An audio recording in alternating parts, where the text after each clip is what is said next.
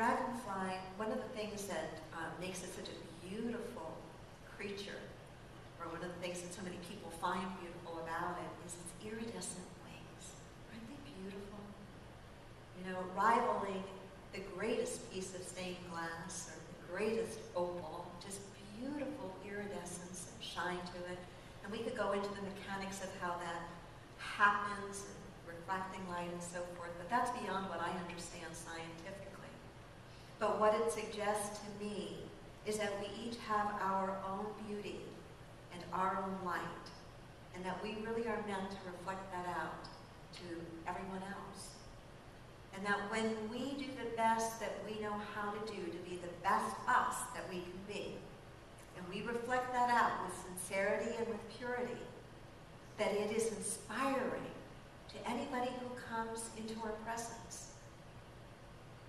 You know, our great teacher in Wayshower said of each and every one of us, you are the light of the world.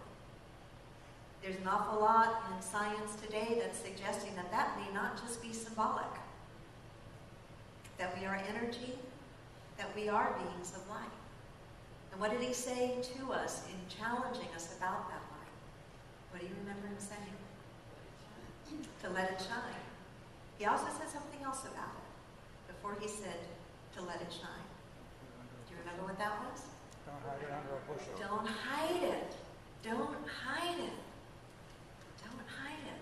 Some of us in this room got messages growing up by probably very well-intentioned adults or parents or grandparents or aunts or uncles that somehow there was something wrong with our life.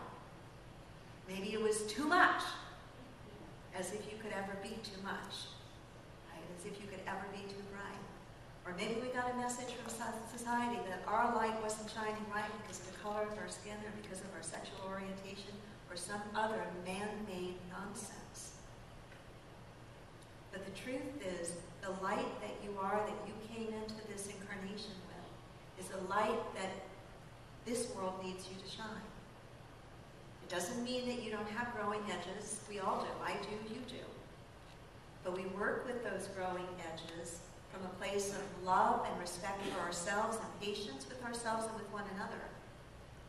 All the while honoring the light that we are, that unique light, and letting that shine to everyone else. I hope that in this little journey about the dragonfly, that there's been maybe an idea or two that you go, oh, you know, I haven't thought about that for a while. Or gosh, that's a new idea. I never quite looked at it that way. All it takes is the willingness to practice a new idea once a day or once a week, but really practice it, not just hear it, really practice it for you to begin to change your life, for you to begin to change your economic situation, your relationship situation, and your health situation. We have the tools. And I think this is a kind of community of like-minded people that gather together to remember these things together, but also to support one another. You have the prayer partners here to do that. You have sacred circles that are going to start meeting again in another week. You have all sorts of opportunities. Take advantage of them. Namaste.